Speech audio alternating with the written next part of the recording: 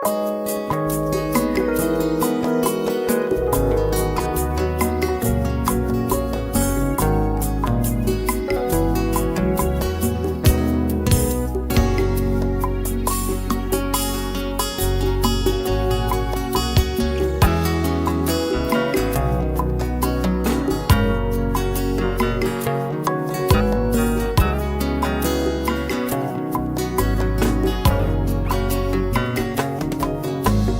arrive que je vous précède de l'autre côté de ce monde et que les saints me posent la question: parle-nous de l'état de la terre. Je leur répondrai disant: l'état de la terre est pitoyable. Elle est meilleure pour les méchants, l'heure est l'endroit pour y pécher. Mais pour les fils élus des dieux, il n'y a plus lieu d'y vivre en paix. Et s'ils me demandent encore: mais comment as-tu vaincu les péchés? Je répondrai: c'est grâce au message prêché par William Branham. Voilà la puissance que Dieu a envoyée pour vaincre la séduction au temps de la fin. Quand le diable a falsifié les saintes écritures, Dieu a envoyé alors la révélation de la parole écrite. Et le diable est devenu impuissant parce qu'il ne peut pas vaincre la révélation, la pierre sur laquelle est bâtie l'Église. Et les portes du séjour des morts ne peuvent prévaloir contre elle. Amen.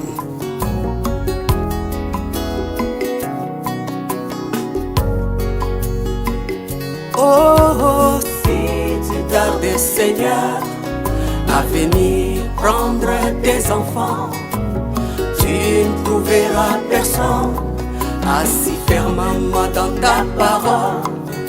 C'est pourquoi tu as dit: ces jours-ci seront abrégés à cause des élus. Si tu tardes, Seigneur, quel sera l'avenir de nos enfants? La pression du péché est grande, nous nous cachons dans ta parole.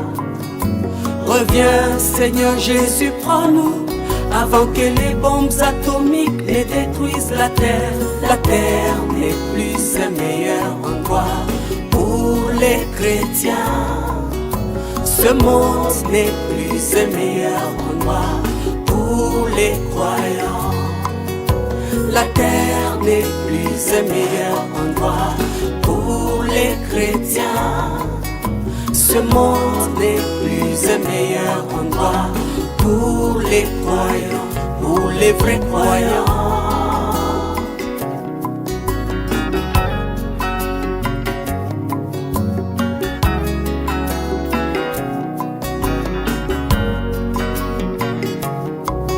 Si le monde est ce qu'il est aujourd'hui, que sera-t-il les jours qui viennent? C'était deux villes, Sodome et Gomorrhe. Aujourd'hui le monde entier est un Sodome. Au commencement il y avait un seul Caïn. Aujourd'hui le monde est plein de Caïns. Chaque nation a ses bombes et missiles préparés pour les jours des combats qui viennent. Je crois quand ils vont s'entretuer, l'épouse de Jésus sera déjà enlevée. Ceux qui prêchent l'argent et les richesses, leurs croyants crieront contre eux.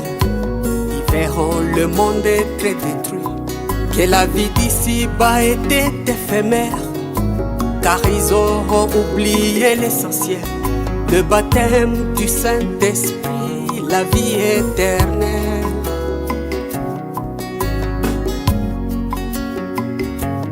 Oh, si tu tardes, Seigneur, à venir prendre tes enfants, tu ne trouveras personne assis fermement dans ta parole. C'est pourquoi tu as dit: ces jours-ci seront abrégés à cause des élus. Si tu tardes, Seigneur, quel sera l'avenir de nos enfants? La pression du péché est grande, nous nous cachons dans le message. Reviens Seigneur Jésus, prends-nous avant que les bombes atomiques ne détruisent la terre. La terre n'est plus un meilleur endroit pour les chrétiens. Ce monde n'est plus un meilleur endroit pour les croyants. La terre n'est plus un meilleur endroit pour les chrétiens. Ce monde n'est plus un meilleur endroit pour les croyants, pour les vrais croyants.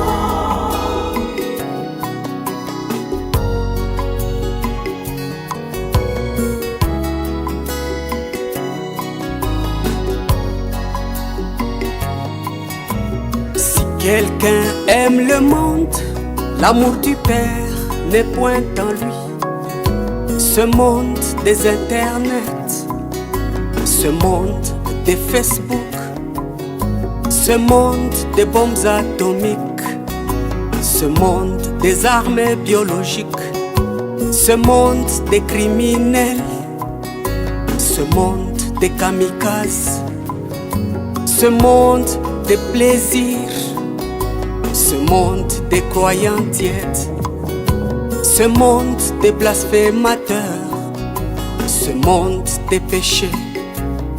Viens Seigneur Jésus, nous sommes mal à l'aise dans ce monde injuste et corrompu.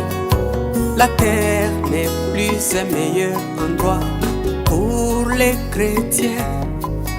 Ce monde n'est plus un meilleur endroit pour les croyants.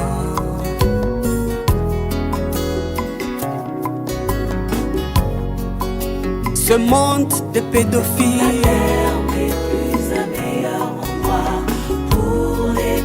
le monde des homosexuels,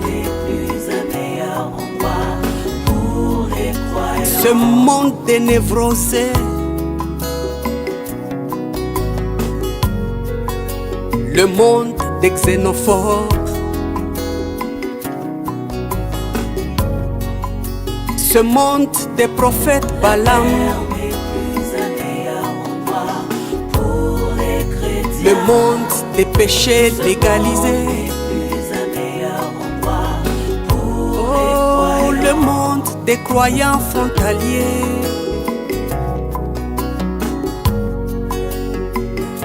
le monde des péchés, le monde des nudistes.